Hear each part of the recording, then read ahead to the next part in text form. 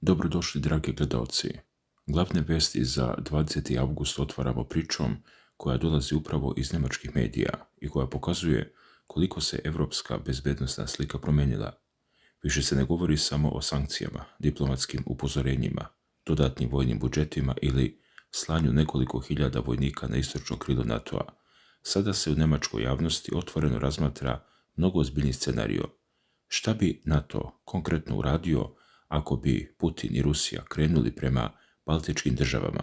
Kako bi pokušao da zaustavi takav prodor i koliko bi daleko odgovor mogao da ode? Prema navodima njemačkog lista Bild, NATO je razradio koncept odgovora na mogući ruski napad na Estoniju, Letoniju i Litvaniju. Materijal koji prenosi ove navode objavljen je pod naslovom koji govori o NATO planu, a autor se poziva upravo na Bild. Dakle, dragi gledalci, ovo su glavne vesti za 20. avgust, a u njihovom centru danas su Rusija, Njemačka, Baltik, Kaliningrad i NATO. Jer njemački mediji sada praktično pokušavaju da odgovore na pitanje koje do pre nekoliko godina zvučalo gotovo nezamislivo. Šta bi se dogodilo prvi sati i dana direktnog sukoba Rusije i NATO-a? Prema Bildovom izveštaju, koncept se povezuje sa takozvanim NATO Land Warfighting konceptom, odnosno novim pristupom kopnenom ratovanju i odvraćanju. Bild navodi da je tokom posete američkoj vojsci za Europu i Afriku dobio uvid u vizuelni prikaz takvog koncepta, a u njegovom razvoju pominje se američki major Andrew. Suština je predstavljena kroz 3 velike faze i već prva pokazuje koliko bi eventualna kriza na Baltiku mogla brzo da preraste lokalne granice. Prema navodima Bilda koje prenosi njemački portal, scenario polazi od pretpostavke da bi eventualni ruski napad mogao da kombinuje rakete, dronove i prodor kopnenih snaga. NATO bi tada, prema predstavljenom konceptu, pokušao da što pre smanji sposobnost Rusije da gađa savezničke trupe. Tu se odmah pojavljuje jedno ime koje već godinama stoji u središtu evropskih vojnih kalkulacija – Kaliningrad. Ruska oblast smeštena između Poljske i Litvanije predstavlja jedan od strateški najosjetljivijih prostora na čitavom istočnom krilu NATO-a. U njemačkom materijalu koji se poziva na Bild navodi se da bi ruski raketni i protivvazdušni sistemi u toj oblasti predstavljali jednu od prvih velikih prepreka savezničkim snagama.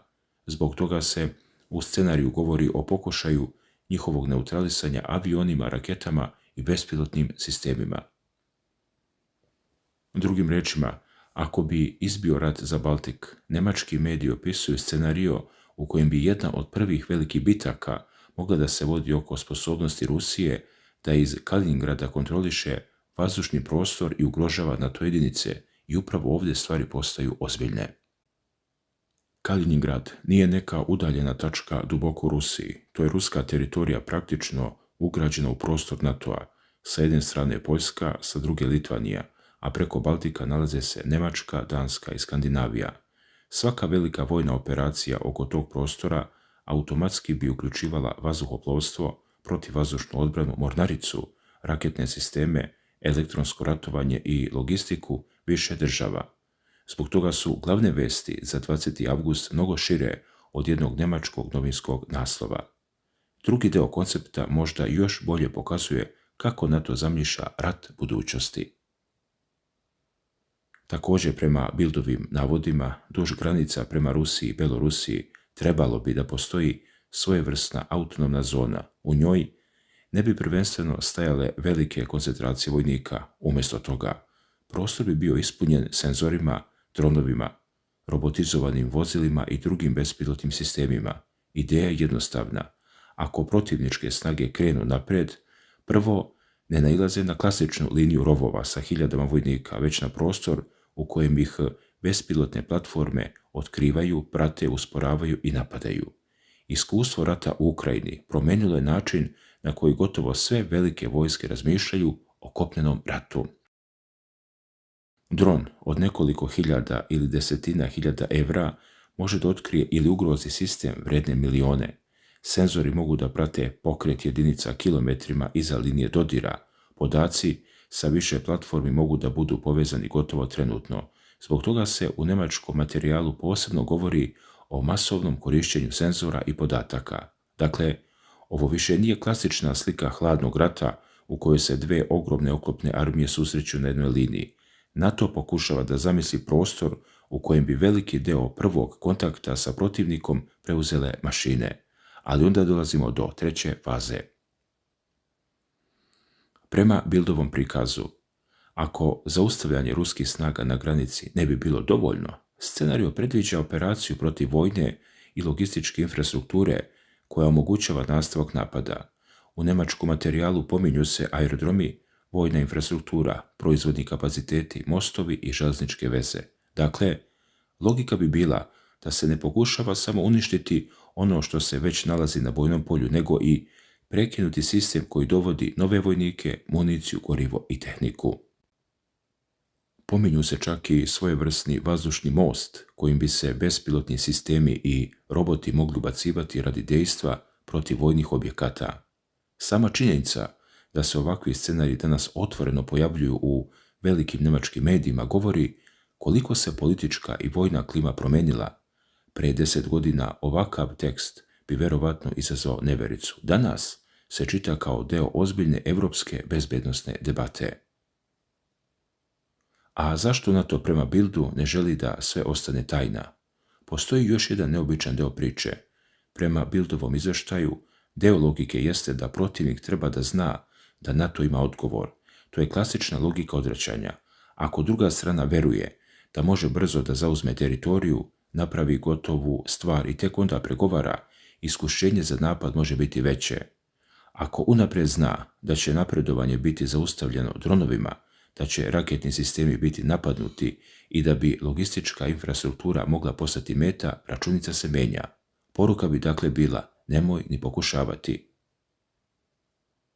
Prema materijalu, cilj koncepta nije osvajanje ili okupacija Rusije. Ideja je da se eventualne snage koje uđu na teritoriju članice NATO-a zaustave i potisnu nazad. I upravo zato treba biti veoma oprezan sa velikim naslovima o NATO napadu na Rusku federaciju. Ali, 20. avgusta imamo još jednu vest koja ovu priču čini mnogo zanimljivijom. Jer dok njemački mediji pišu kako bi NATO reagovao na Baltiku, istovremeno se pojavljuju izveštaji o novom ruskom ratnom brodu u Baltičkom moru. U drugom njemačkom materijalu prenosi se pisanje britanskog telegrafa da je Rusija u Baltičko more uputila fregatu Admiral Kasatonov. Prema tom izveštaju brod je primećen u blizini njemačkog ostrva Fehmarn. Admiral Kasatonov pripada modernim ruskim ratnim brodovima, a pažnju zapadnih medija posebno privlači mogućnost nošenja krstarećih projektila i hipersoničnog sistema Zirkon. I sad tu, dragi gledalci, sada spojimo dve slike. Sa jedne strane, njemačka štampa objavljuje kako bi NATO pokušao da neutrališe ruske raketne sisteme u slučaju napada na Baltik, a sa druge strane, britanski telegraf, čije navode prenose njemački mediji, izveštava o ruskoj fregati u Baltičkom moru. To ne znači da su ta dva događaja neposredno povezana, ali politički trenutak je veoma osjetljiv. Prema istom izveštaju, lokacija fregate u jednom trenutku nije bila jasno vidljiva preko javno dostupnih podataka jer je brodski sistem za identifikaciju bio isključen. Bundeswehr, kako se navodi, nije odmah odgovorio telegrafu na zahtev za komentar, a ovo nije prvi ruski ratni brod koji se posljednjih nedelja pominje u tom prostoru. Krajem jula zabeleženo prisustvo ruskog broda Admiral Levčenko, a sada dolazi Admiral Kasatonov. Baltik zato postaje sve važnija tabla na kojoj se pomeraju figure. U pozadini je i sukob oko ruske flote i senke. Njemački materijal ovu priču povezuje i sa sporom Moskve i zapadnih država oko takozvane ruske flote iz senke. Velika Britanija i Francuska posljednjih mjeseci pojačavaju aktivnosti protiv plovila za koja tvrde da učestvuju u transportu ruske nafte i zaobilaženju sankcija. Prema materijalu koji je objavljen, britanske specijalne snage su u junu izvele operaciju protiv broda Smirtos uz učešće Britanske nacionalne agencije za kriminal. Navodi se i da se stotine brodova povezani sa ruskom trgovinom već nalaze na britanskim sankcionim listama. Francuska je prema istom materijalu također intervenisala protiv jednog broda u Atlantiku. Na drugoj strani Moskva takve poteze ne vidi kao običnu primjenu sankcija. Vladimir Putin ih je prema prenetim izjavama opisivao kao pirateriju i pljačku i upozorio da bi Rusija mogla da odgovori tamo gdje proceni da je potrebno. Još oštriju poruku poslao je Dmitrij Medvedev, zamjenik predsjednika Ruskog savjeta bezbednosti. Prema navodima koje prenosi njemački tekst, Medvedev govori o pravu Rusije da reaguje protiv trgovačkih brodova neprijateljskih država ukoliko Moskva smatra da prevoze teret u interesu protivnika. To je već mnogo šira priča od Baltika. Jer pomorski sukob oko sankcija može da se proširi na Severni Atlantik, Baltičko more pa čak i druge okeane. Putin je prema prenetim navodima pominjao i Pacifik kao prostor mogućih protimera. Zato su ovo glavne vesti za 20. avgust.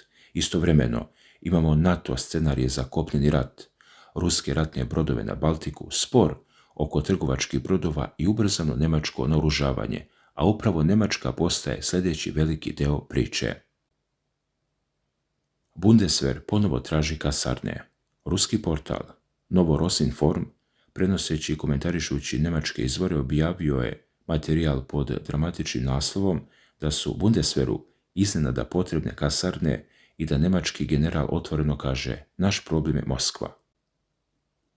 A sagovornik Aleksandar Tagirov daje veoma oštru interpretaciju njemačkog vojnog jačanja i čak koriste istorijski izraz Drang nach Osten.